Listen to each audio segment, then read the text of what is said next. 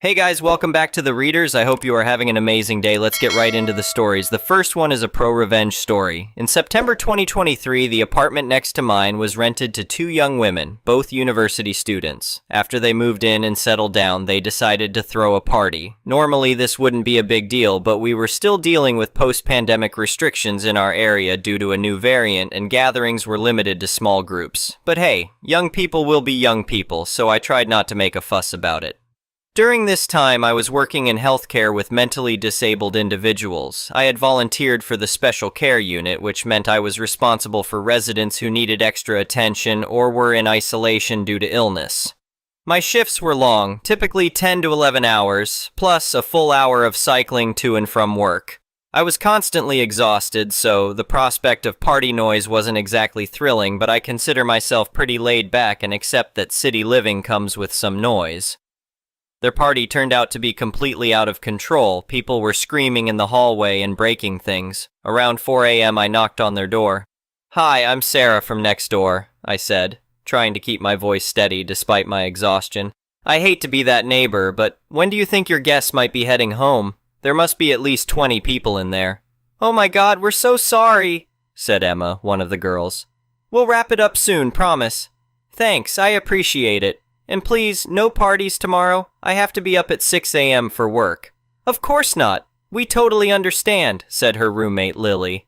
They didn't keep either promise. The party continued until dawn, and they threw another one the next night, and the night after that. After 3 sleepless nights, I was losing my mind. Each night I'd try talking to them. "Listen, girls, I really need to sleep. I work with vulnerable people and I can't function like this." "We're really sorry," they'd say, looking genuinely apologetic. "It won't happen again." But it always did. I felt especially uncomfortable entering their packed apartment given my work with high-risk patients. This was still a time of uncertainty about new variants, and precautions were important. Finally, the weekend came, and they left for their parents' homes, giving me a chance to recover. The big parties stopped for a few weeks, but then something even more annoying started. Their apartment became a revolving door of visitors all night long. The doorbell would ring constantly. I counted over 70 times one night. Drunk people stumbled through our stone-walled hallway, their voices echoing throughout the building. One night, while heading to complain again, I met my upstairs neighbor, Tom. "You're dealing with this too?" he asked. "Every single night," I replied. "I know what's really going on," Tom said. "They're running an unofficial bar out of their apartment. With the new restrictions on nightlife, students are using it as a hangout spot. There's another place across the street, a fraternity house with 5 guys doing the same thing." The pieces started falling into place. The constant stream of people, mostly law students, was moving between these 2 makeshift bars. Our hallway had become part of their social circuit. We tried reasoning with everyone involved. I caught some visitors in the hallway at 4 a.m. "Hey guys, people are trying to sleep here." "Whatever, lady," one drunk student laughed. "Not our problem." The police were called repeatedly, but the students wouldn't open their doors. The officers told us they couldn't do anything without being let in. Frustrated with the police's inability to help, I decided to use my social worker skills to find another solution. After contacting various organizations without success, Tom suggested reaching out to their faculty dean. I composed a carefully worded email. "Dear Dean Anderson, I apologize for contacting you directly, but we have a serious situation involving law students that requires attention. With the current health restrictions, their activities are putting many at risk, and we're considering taking this to the media." The dean called me within hours. "This is deeply concerning," he said. "I'll handle it immediately." He contacted Emma, the law student, and her parents. This led to a meeting where the girls finally showed real remorse. "We had no idea it was affecting you this badly," Emma said through tears. "Really?" I replied, trying to keep my composure. "You got several $300 fines from the police and kept going, and you're complaining about the dean calling at 11 a.m. because you were sleeping?" "We're really sorry," Lily mumbled. "That's the problem," I explained. "You're sleeping at 11 a.m. while I'm up at 6 a.m. every day. There's been zero consideration for others." We thought the issue was resolved, but they simply moved their operations to the fraternity house across the street. The traffic decreased slightly, but the noise continued, and the gatherings were still happening during a time when new variant cases were spiking. Tom had captured video footage of one of their parties. We debated going to the media and decided to test public opinion by posting the clip on our local subreddit. The response was overwhelming. "These entitled kids need to be held accountable," one comment read. "Healthcare workers deserve better," said another. We contacted both the press and Dr. Mitchell, the university's vice rector for student affairs. Things escalated quickly after that. A local news outlet picked up the story from Reddit. Healthcare worker tormented by illegal student parties made headlines across national news sites. The police confirmed our numerous complaints, and the university's involvement was mentioned. "This has gone beyond just noise complaints," I told the reporter. "It's about public health and basic respect." The story exploded. The next day, Tom messaged me, "There's a national news crew outside." The coverage peaked when one of the fraternity members gave an interview, essentially confessing, "Yeah, we have parties. When the cops come, we just don't answer. What's the big deal?" After the media storm, we had another meeting with Emma and Lily. This time was different. "We really messed up," Emma admitted. "We never thought it would go this far. All we wanted was for you to be considerate neighbors," I responded. The university's disciplinary committee was lenient with the girls after we put in a good word. They received 40 hours of community service and probation. The fraternity members got 80 hours each and had to write apology letters. One letter read, "I never considered how our actions affected others. I was just thinking about having fun." For the rest of the year, a simple WhatsApp message was enough to quiet any noise. "Hey, could you keep it down?" The experience taught me that even the most patient person has limits. It also showed these students that actions have consequences, even if it took national media attention to drive that point home. Looking back, I wish it hadn't required such extreme measures. Some noise is normal in city living, and we never wanted this level of escalation. But when pushed to our limits by sleep deprivation and complete disregard for others, even the most easygoing people will eventually push back. The next one is an entitled people's story. I never thought I'd be writing one of these stories, but here we are. This all started about 8 months ago when I began having issues with delivery trucks blocking access to my workshop. For context, I'm a woodworker who runs a small custom furniture business from my workshop, which is located in a mixed residential commercial development. I bought this property specifically because it had proper zoning for both residential and light commercial use. The workshop is separate from my house, with its own dedicated parking lot that can fit about 6-7 vehicles. This is crucial because I often need to load and unload large pieces of furniture, raw materials, and sometimes have clients come by to check on their custom pieces. The development has an homeowner association which I thoroughly researched before buying. The CC&Rs clearly stated that my lot was zoned for light commercial use, and I made sure to get everything in writing about my rights to operate my business. I've been here for 5 years without any major issues, until the new homeowner association board took over last year. The problem started when I noticed delivery vans and trucks regularly parking in my lot. At first, it was just 1 or 2 vehicles occasionally, which was annoying but manageable. I'd find them there in the morning when I arrived to work, usually blocking the main entrance to my workshop. I tried being reasonable about it. The first few times I tracked down the drivers and politely explained that this was private property and they couldn't park here. Most apologized and moved, but they'd be back the next day, or different delivery vehicles would take their place. After about 2 weeks of this, I decided to investigate why this was suddenly happening. Turns out our new homeowner association board had made a deal with several delivery companies to use various parking spaces throughout the development as temporary staging areas for their delivery routes. They were charging these companies a fee for the privilege. I immediately called Sarah Matthews, our homeowner association president, to discuss the issue. "Hello, this is Sarah," she answered in that condescending tone I'd come to know well from our previous interactions. "Hi, Sarah, this is John Miller from Lot 47. I'm calling about the delivery trucks using my workshop parking lot."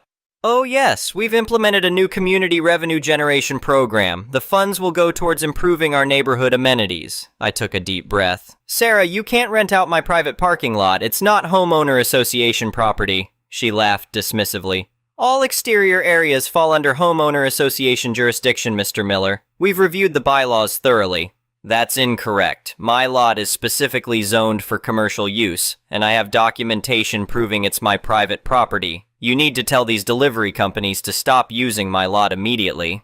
"I'm afraid that won't be possible." The contracts are already signed, and this program is bringing in significant revenue for the community. Perhaps we could discuss a small percentage being allocated to you as compensation? I couldn't believe what I was hearing. I'm not interested in compensation. I need my entire lot available for my business. Please remove my property from your rental program immediately. Mr. Miller, you're being rather difficult about this. The community's needs should take precedence over your little hobby workshop. That really got under my skin. This isn't a hobby, Sarah. It's my livelihood. I'll be sending you a formal letter demanding you cease using my property. If this continues, I'll have no choice but to take legal action. Are you threatening me? She asked, her voice getting sharp. I'm informing you of my rights as a property owner. Please deal with this situation promptly.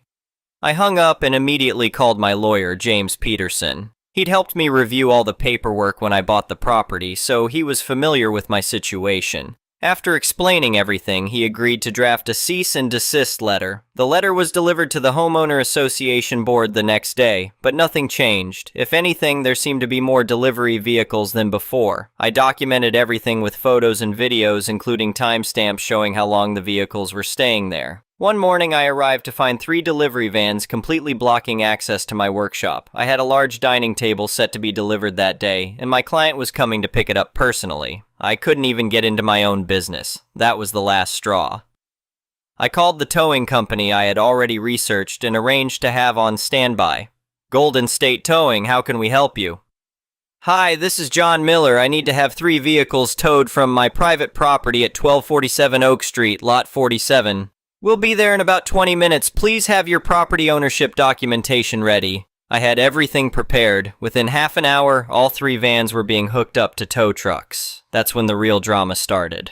Just as the last van was being hooked up, Sarah came storming across the parking lot, her face red with anger. Behind her were 2 other homeowner association board members and a man in a suit who I assumed was representing the delivery companies. "What do you think you're doing?" Sarah practically screamed. "You can't tow these vehicles. They have permission to be here." I stayed calm, knowing I was in the right.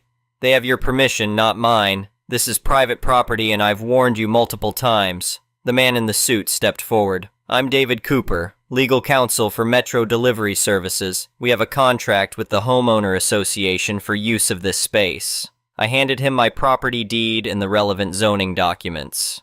"Then your contract is with the wrong party. This is my private property, not Homeowner Association common area. I suggest you take it up with them." David reviewed the documents, his expression darkening. He turned to Sarah. "You told us you had authority to lease these spaces." Sarah's face went from red to pale. "The Homeowner Association has jurisdiction over all exterior areas in the development. It's in the bylaws." "Not for commercially zoned private lots," I corrected her, "as you've been informed multiple times." The first tow truck started pulling away with one of the vans. Sarah tried to step in front of the second one, but the driver just waited patiently. "This is going to cost thousands in impound fees," she protested. "You can't do this." "Actually, I can and I am. I've documented weeks of warnings to you and the delivery companies. I've lost business because of this situation." David was still reading through my documentation. "Ms. Matthews, we need to talk. Now." His tone made it clear he wasn't happy about being misled.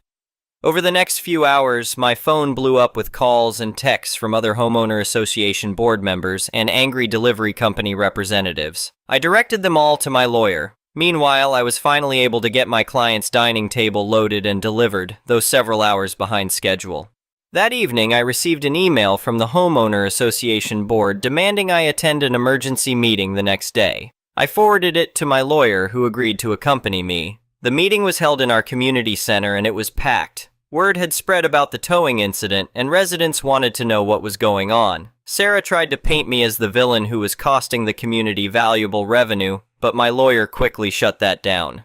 My client has documented evidence of multiple warnings about this illegal use of his property, James explained to the assembled residents. The Homeowner Association Board entered into contracts they had no authority to make, misrepresenting their control over private property. This has resulted in significant business disruption for my client. One of the residents, Tom Chen, raised his hand. "How much did these contracts bring in?" Sarah shuffled some papers. "The delivery company agreements would have generated $72,000 annually for the community." "Would have?" another resident asked. The delivery companies have canceled all contracts after today's incident, Sarah admitted reluctantly. They're also demanding repayment of their initial fees. The room erupted in angry murmurs. Another resident stood up. So, not only did you illegally rent out private property, but now we're going to have to pay back money you shouldn't have taken in the first place? My lawyer cleared his throat. Additionally, my client will be seeking compensation for lost business revenue and filing a civil suit for trespassing and interference with business operations. Sarah tried to regain control of the meeting. This is exactly why we need to change the bylaws regarding commercial properties in our development. Mr. Miller's business is disrupting our community's potential. She was cut off by another resident, Mrs. Rodriguez, who owned a small bakery in another part of the development. Are you planning to rent out my parking spaces too? This is completely unacceptable. The meeting devolved into chaos after that. Several residents called for the board's resignation while others demanded to see all contracts the board had entered into. I sat quietly, letting my lawyer handle any questions directed at me. The next day, I filed my lawsuit against the homeowner association. The delivery companies filed their own suits for fraudulent misrepresentation. It was about to get very expensive for the homeowner association.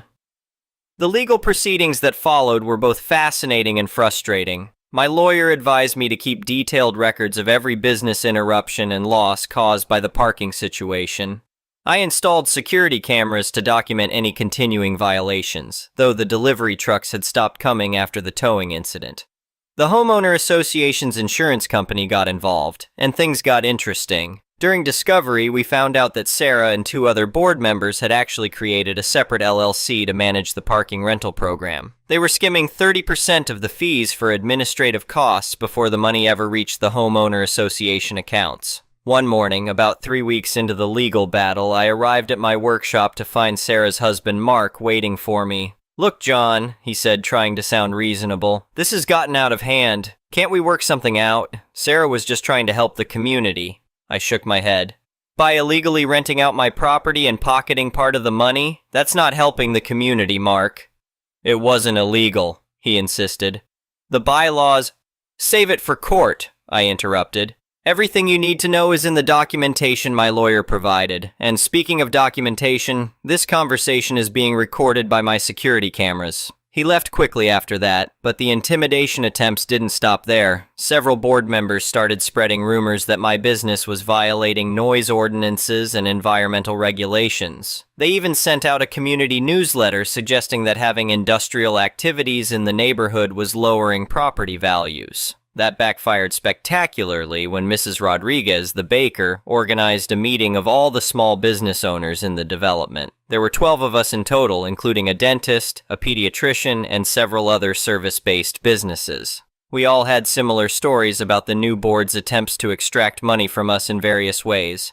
Dr. Patterson, the pediatrician, had been pressured to pay extra commercial use fees that weren't in the bylaws.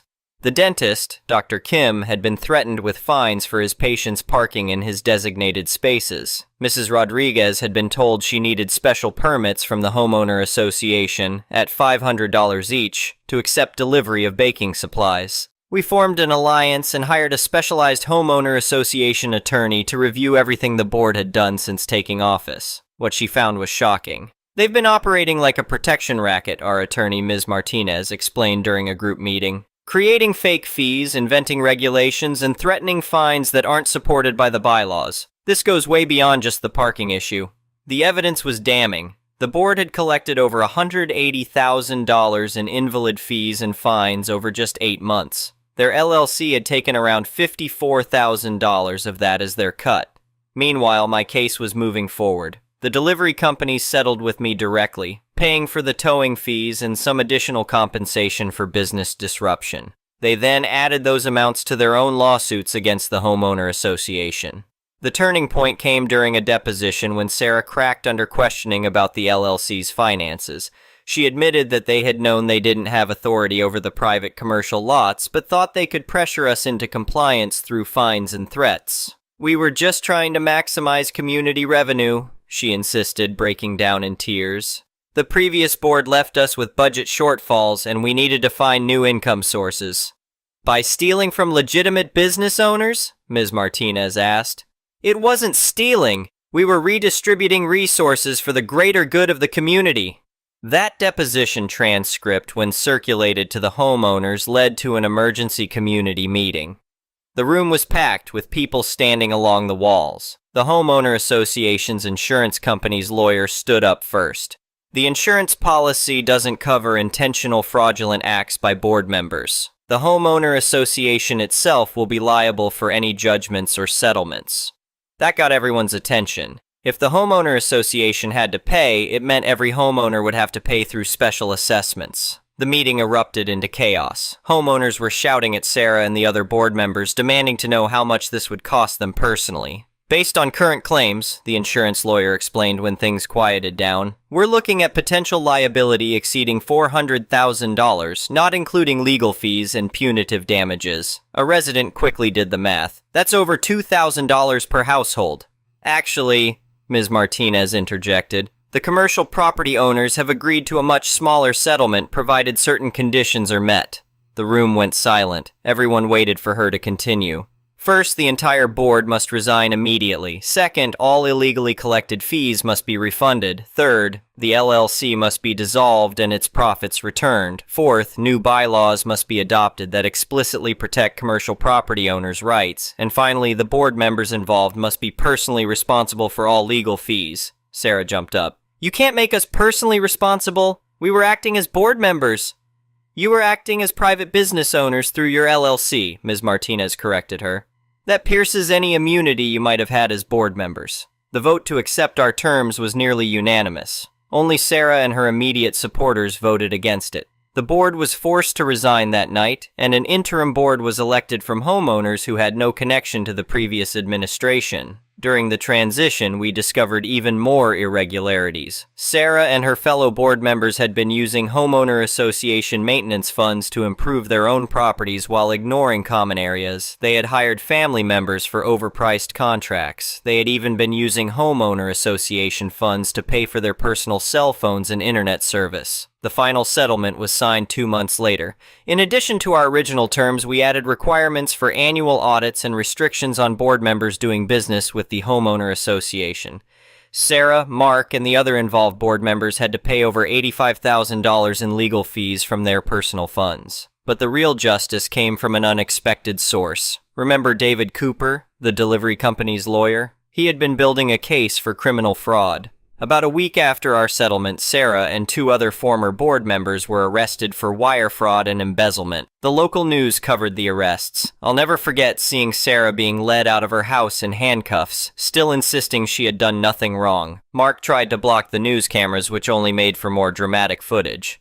The criminal case ended with plea deals. Sarah and her accomplices got probation and had to pay additional restitution. But more importantly, they were barred from serving on any homeowner association board or handling other people's money in any capacity. The aftermath brought some positive changes to our community. The new board, led by Mrs. Rodriguez, focused on transparency and fairness. They created a business owners advisory committee to ensure commercial properties' interests were represented. They even started an annual community business fair to showcase local enterprises. My workshop actually benefited from all the publicity. Once people heard about the case, many wanted to support local businesses. I got several new clients who came specifically because they had read about the situation. Mrs. Rodriguez's bakery experienced similar support, and soon our little business district was thriving. Last week, I saw Mark loading a moving truck. Sarah's legal troubles and the community's reaction had made living here uncomfortable for them. As I watched them drive away, I felt a mix of satisfaction and sadness. While I never wanted to drive anyone from their home, their actions had hurt many people and could have destroyed several small businesses. The new Homeowner Association Board recently installed a small business directory at the community entrance, highlighting all the local enterprises that make our development unique. My workshop is listed right there alongside Mrs. Rodriguez's bakery, Dr. Patterson's pediatric practice, and all the other businesses that fought back against corruption. Looking back, I'm glad I stood my ground. It would have been easier to give in or move my business, but sometimes you have to fight for what's right. The delivery trucks never returned to my lot, and now I have plenty of space for my clients' cars and my supply deliveries. As for the $72,000 in parking rental fees the homeowner association lost, The new board made it up through proper management and legitimate fundraising events. Turns out you don't need to steal from your neighbors to run a successful community. Mrs. Rodriguez stops by my workshop occasionally with fresh pastries, and we laugh about how attempting to block my parking lot led to the exposure of an entire criminal enterprise. You know, she said recently, sometimes the best revenge is just standing up for what's right and letting justice take its course. I couldn't agree more. Now, if you'll excuse me, I have a dining room set to finish for a new client who coincidentally heard about my work through the Homeowner Association scandal news coverage. Sometimes karma works in mysterious ways. Thank you for watching. I would really appreciate it if you could like the video and subscribe to our channel if you haven't already. We'll see you again tomorrow.